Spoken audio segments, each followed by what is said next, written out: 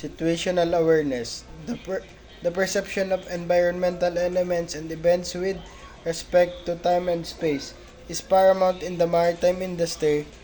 Real-life incidents at sea underscore the critical importance of situational awareness for the safety of vessels, crew, and cargo.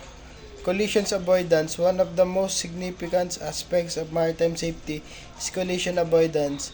Real-life incidents such as the Costa Concordia disaster in 2012 serve as a stark reminder of the consequences of failing to maintain situational awareness. The captain's lack of awareness regarding the ship's proximity to the shore resulted in a tragic collision with the reef. Continuous monitoring of vessel position and environmental factors is essential to prevent such disasters. Navigational hazards. Navigating through treacherous waters requires constant vigilance and situational awareness.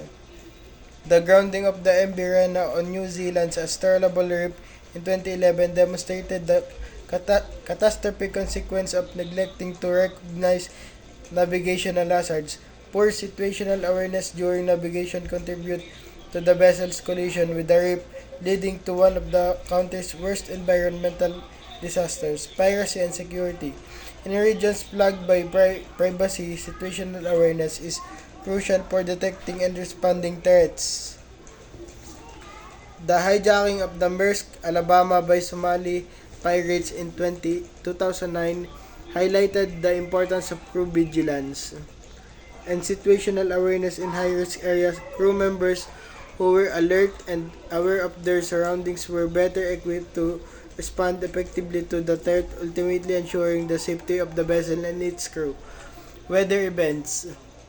Understanding weather conditions and forecasts as essential for safe maritime operation.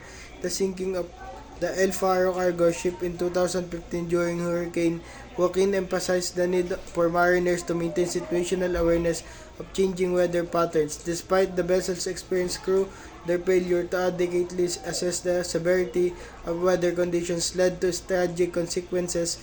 Situational awareness of weather events is critical for making informed decisions and ensuring the safety of maritime operations.